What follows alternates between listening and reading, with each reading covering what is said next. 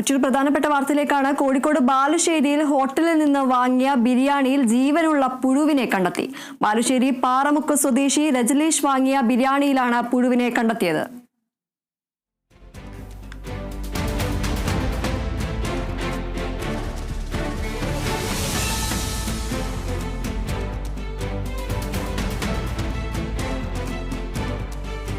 ഇപ്പോൾ രജലീഷ് നമ്മളോടൊപ്പം ചേരുന്നു. രജലീഷ്, ഗുരുതരമായ ഒരു കാര്യം തന്നെയാണ് ഇത്.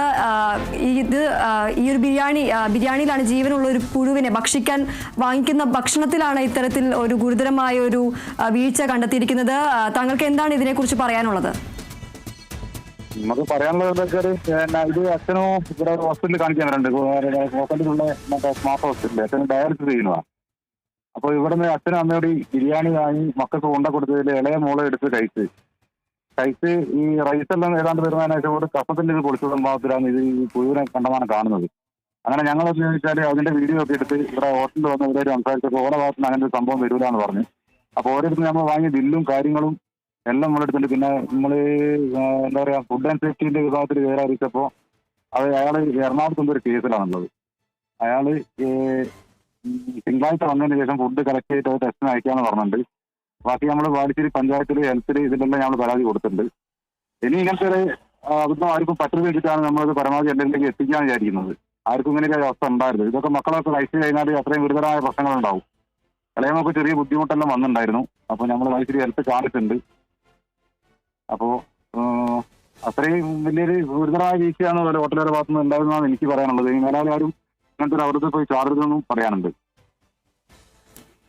തീർച്ചയായും ഈ ഒരു ഹോട്ടൽ നിലവിൽ പ്രവർത്തിച്ചുകൊണ്ടിരിക്കുന്ന ഒരു ഹോട്ടലാണ്. അപ്പോൾ ഈ ഒരു വിഷയം താങ്കൾ ആരോഗ്യ വകുപ്പിനെ അറിയിക്കുകയും അവരുടെ ഭാഗത്തു നിന്നും എന്തെങ്കിലും ഒരു നടപടി ഉണ്ടാകും അല്ലെങ്കിൽ നടപടി എടുക്കുമെന്ന തരത്തിലുള്ള എന്തെങ്കിലും പ്രതികരണങ്ങൾ എത്തിയിരുന്നോ? അത് പറഞ്ഞത് ഹോട്ടൽ പൂട്ടിക്കുന്നുള്ള രീതിയിലാണ് പറഞ്ഞത്. അപ്പോൾ ഇതുവരെ പൂട്ടിയിട്ടില്ല എന്നാണ് എനിക്ക് തോന്നുന്നത്. ഞാനിപ്പോൾ ഹോസ്പിറ്റലിൽ പോവാണ്. അച്ഛൻ അവിടെ തന്നെ അല്ല. അച്ഛൻ കൂട്ടാൻ നേരം പൂട്ടിക്കണ്ടോ ഇല്ലെന്നുള്ളത് ഞാനൊന്ന് നോക്കട്ടെ. ഇല്ലെങ്കിൽ ഒന്നുകൂടി പഞ്ചായത്തിലോ അതിന്റെ കംപ്ലൈന്റ് കൊടുക്കേണ്ട വെച്ചാൽ അത് കൊടുക്കാനുള്ളൊരു ആഗ്രഹമുണ്ട്. കാരണം വെച്ചാൽ ഇനി ഒരു തുറന്നു വെക്കാന്ന് പറയുമ്പോൾ നമുക്ക് ഇത്രയും വലിയൊരു ദോഷകരമായ സംഭവം ബാധിച്ചിട്ടും ഇതിനെപ്പറ്റി നടപടിയും വരുന്നില്ലെങ്കിൽ അത് മോശമായ സംഭവമല്ലേ. അപ്പൊ അതൊന്നും അറിയാൻ വേണ്ടിയിട്ട് ഒന്ന് അവിടത്തേക്കും പോയി നോക്കുമ്പോൾ. തീർച്ചയായും ഈ ഒരു വിഷയത്തിൽ ഇപ്പോഴും ഈ ഒരു ഹോട്ടൽ പ്രവർത്തിക്കുന്നു എന്നത് ഒരു ഗുരുതരമായ ഒരു വീഴ്ച തന്നെയാണ് നമുക്ക് പറയാൻ സാധിക്കും. ഈ ഒരു വിഷയത്തിൽ ഇനിയും നിയമ പോരാട്ടവുമായി മുന്നോട്ട് പോകാൻ തന്നെയാണോ താങ്കളുടെ തീരുമാനം? അതെ, നമുക്ക് ഹോട്ടലുകാരായിട്ട് യാതൊരുവിധ മുൻകൈരായില്ല. പിന്നെ അയാളോടൊപ്പം നമുക്കുള്ളത് എന്താ വെച്ചാൽ ഇങ്ങനത്തെ ഒരു സംഭവങ്ങൾ നാട്ടുകാർക്കായാലും ആർക്കായാലും തിന്നാൻ കൊടുത്തു കഴിഞ്ഞാൽ ഇത് ബുദ്ധിമുട്ടല്ലേ. ആർക്കായാലും എന്തെങ്കിലും അവസ്ഥ വന്നു കഴിഞ്ഞാൽ പോയില്ലേ. ഇവർക്കിപ്പോൾ കൈമനത്താന്നുള്ള കേസേ ഉണ്ടാവും. പൈസേന്റെ സ്വാധീനം വെച്ചിട്ട് അവർക്ക് എന്തും ചിലപ്പോൾ നടത്താൻ മതി. നമുക്കിപ്പം വീട്ടിലേക്ക് ഒരു ബിരിയാണി മക്കൾക്ക് വാങ്ങിക്കൊണ്ട് കൊടുക്കാന്നൊക്കെ പറഞ്ഞത് നമ്മളിപ്പോൾ സാധാരണ ഒരു പണിക്കാരനാണ്. അപ്പോൾ നമുക്കൊക്കെ ഇപ്പോൾ അതൊരു വലിയ കാര്യമായിട്ടാണ് നമ്മളിപ്പോൾ ഒരു ഹോട്ടലിൽ പോയിട്ട് ഇതൊക്കെ വാങ്ങുന്നത്. പക്ഷേ ഇത് വാങ്ങിയത് ഞാനല്ല. അച്ഛനും അമ്മയും ഡോക്ടറെ കാണിക്കാൻ വന്ന സമയത്ത് അമ്മയാണ് അവിടെ പോയിട്ട് വാങ്ങിയത്. അപ്പോൾ ഇത്രയായിട്ടുള്ള വീഴ്ച വരുത്തിയൊരു സംഭവം ആകുമ്പോൾ മക്കൾക്കൊക്കെ എന്തെങ്കിലും പറ്റിക്കഴിഞ്ഞാൽ അതും വലിയൊരു ബുദ്ധിമുട്ടല്ലേ. ഓർക്കത് വിഷയമായിരിക്കാലോ. നമുക്ക് മക്കളും കുടുംബം എന്ന് പറഞ്ഞാൽ നമുക്ക് വലുതല്ലേ.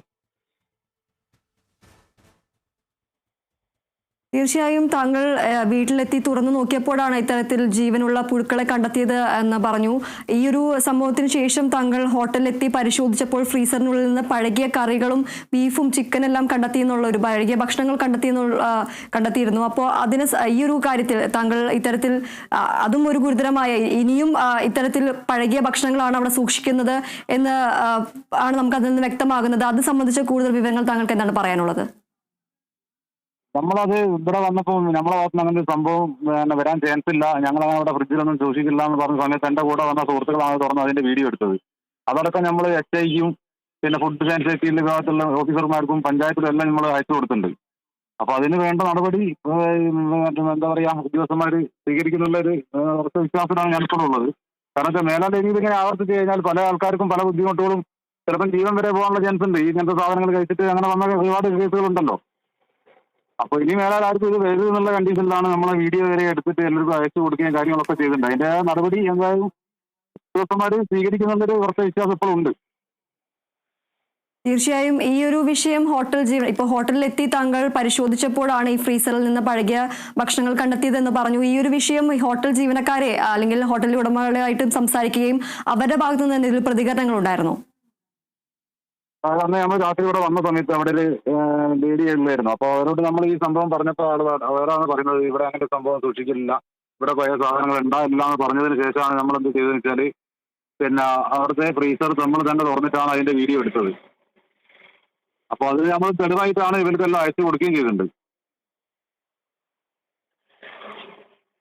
തീർച്ചയായും ഗുരുതരമായ ഒരു വീഴ്ച തന്നെയാണ് ഹോട്ടലിന്റെ ഭാഗത്തു നിന്നും ഉണ്ടായിരിക്കുന്നത്. താങ്കൾ ഈ ഒരു നിയമവുമായി മുന്നോട്ട് പോകാൻ തന്നെയാണ് തീരുമാനം എന്നാണ് ഇപ്പോൾ അറിയിച്ചിരിക്കുന്നത്.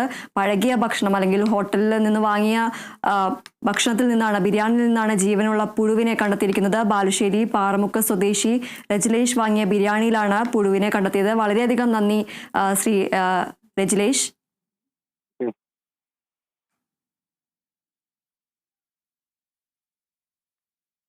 അതിരപ്പള്ളി തുമ്പൂർ മുഴിയിൽ കാട്ടാന കാർ ആക്രമിച്ചു. അതിരപ്പള്ളിയിലേക്ക് പോവുകയായിരുന്ന മലപ്പുറം സ്വദേശികളായ വിനോദസഞ്ചാരികളുടെ കാറാണ് ആക്രമിച്ചത്.